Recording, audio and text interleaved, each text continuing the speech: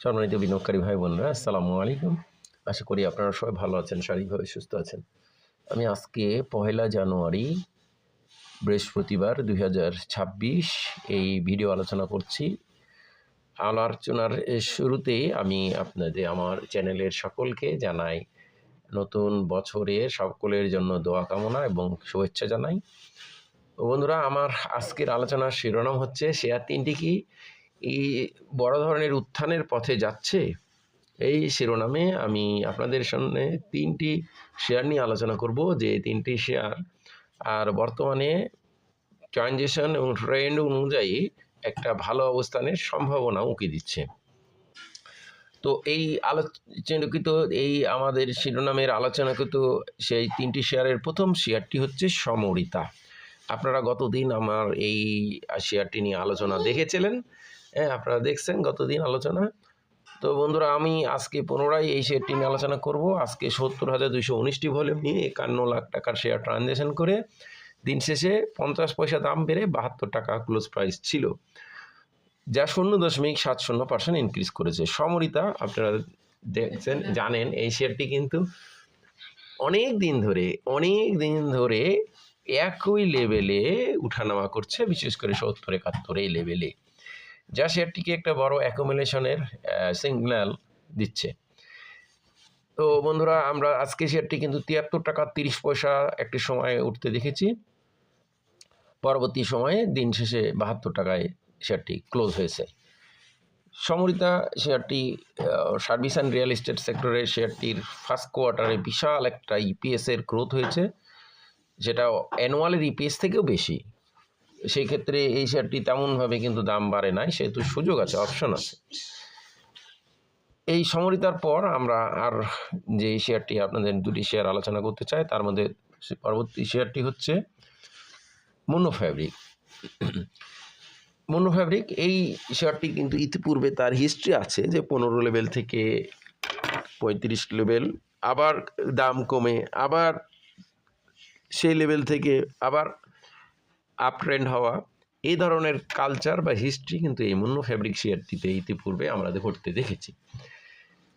আমরা এই মনো fabric শেয়ারটি textile সেক্টরের এই শেয়ারটির কিন্তু রাজনীতিক একটা রং আছে, আমরা জানি। সেই সুবাদে কিন্তু এই শেয়ারটির স্মার্ট মানির পার্টিসিপেশন আমরা হরহামেশা এখন দেখতে পাচ্ছি। সেই ক্ষেত্রে এই শেয়ারটির একটা এজ আছে। এই মনো ফ্যাব্রিক শেয়ারটি আজকে কিন্তু প্রাইস দাম ইনক্রিজ করেনি, গত দিনের প্রাইসে ছিল, কিন্তু 22 টাকা 20 পয়সা এই মনো ফ্যাব্রিক শেয়ারটির একটা ক্লোজ ভ্যালু রেজিস্ট্যান্স, এটা কিন্তু ক্রস করার অপেক্ষায় রয়েছে। যদি এই শেয়ারটি 22 টাকা 20 পয়সার যে ক্লোজ ভ্যালু রেজিস্ট্যান্সটা যদি ক্রস করে নতুন ক্লোজ ভ্যালু করতে পারে, তাহলে কিন্তু শেয়ারটির পুনরায় একটা ভালো হওয়ার সম্ভাবনা উড়িয়ে দেওয়া যাবে না। এছাড়া এই মনো ফ্যাব্রিক শেয়ারটির ইপিএসের গ্রোথ কিন্তু হিউজ ইনক্রিজ করেছে। অ্যানুয়ালে 4 পয়সা ইপিএস ছিল, ফার্স্ট কোয়ার্টারে এবার 3 পয়সা ইপিএস ক্যারি করেছে। দ্যাট মিনস যে অ্যানুয়ালে ইপিএস ছিল, শেয়ারটি ডিভিডেন্ড দেওয়ার সময় তার থেকে হিউজ পরিমাণে গ্রোথ হয়েছে। সেক্ষেত্রেও এই শেয়ারটিও যে একটা স্মার্ট মানির আগ্রহে বা সামনে একটা বড় উত্থানের পথে যাবে না, সেটাও কিন্তু বলা যাবে না। সেক্ষেত্রে প্রথম প্রায়োরিটি হলো শেয়ারটি 22 টাকা 20-এর উপরে একটা নতুন ক্লোজ ভ্যালু করতে হবে। তারপর 22 টাকা 20-এর পর 22 টাকা 80 পয়সা এই ভ্যালু ক্রস করতে হবে। এই ভ্যালু ক্রস করে নতুন ভ্যালু করলে শেয়ারটির কিন্তু সম্ভাবনা পুনরায় একটা বড় ধরনের সম্ভাবনা কিন্তু উঁকি দিবে। এরপর বন্ধুরা, আমরা আর একটি শেয়ার আপনাদের সামনে আলোচনা করব। এই শেয়ারটিও কিন্তু আমরা দেখছেন কন্টিনিউ আলোচনা আছে চলমান, এবং 21 টাকা 90 পয়সা থেকে আলোচনা করেছি সোনারগাঁ টেক্সটাইল। এই সোনারগাঁ টেক্সটাইলও কিন্তু আমরা দেখছি আজকে 3,68,000 ভলিউম নিয়ে 40 পয়সা দাম কমে 30 টাকা 50 পয়সা ক্লোজ প্রাইস ছিল। এবং এই সোনারগাঁ টেক্সটাইল শেয়ারটি 2,65,00,000 শেয়ারের মধ্যে পাবলিকের কাছে 51.42% এবং ইনস্টিটিউটের কাছে 3.89%, ফরেন কোটায় কিছুটা আছে।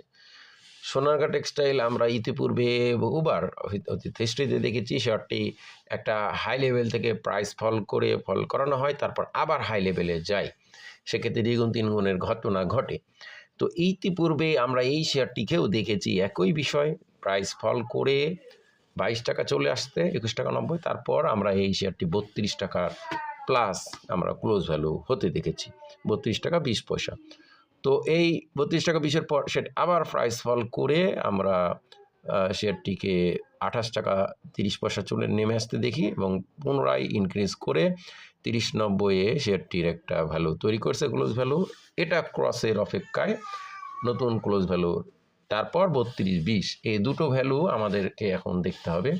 এই সোনারগাঁ টেক্সটাইলও কিন্তু একই কাহিনী, যে এই বিষয়গুলো নিয়ে এর অ্যাকুমুলেশন বা স্মার্ট মানির একটা শক্ত পদাচারণা, এটাতেও কিন্তু সেই বিষয়টি কিন্তু জড়িত আছে। যেমন ফার্স্ট অ্যানুয়ালে ইপিএস -80 পয়সা ছিল, সেক্ষেত্রে অ্যানুয়ালে ইপিএস 0.005 পয়সা এসেছে, যা শেয়ারটিকে বড় ধরনের একটা উত্থানের বা বিনিয়োগকারীদের শক্ত পার্টিসিপেশনের একটা সম্ভাবনা দুয়ার ওপেন করছে।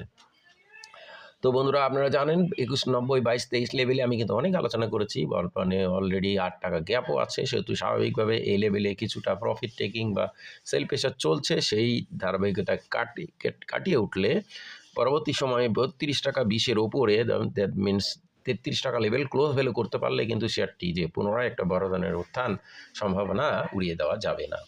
তো বন্ধুরা, আমার এই আলোচনা কাউকে বাই বা সেল করা, প্রমোট করার সাথে প্রলুব্ধ বা নিশ্চয় কোনোটাই উদ্দেশ্য নয়, শুধুমাত্র শেয়ারগুলো অবস্থা জানানো বোঝানোর ধারাবাহিক আলোচনার অংশ হিসেবে আলোচনা। এই আলোচনা থেকে বাই সেল করবেন না। ধন্যবাদ। আজকে পর্যন্ত সবাই ভালো থাকুন। আসসালাম।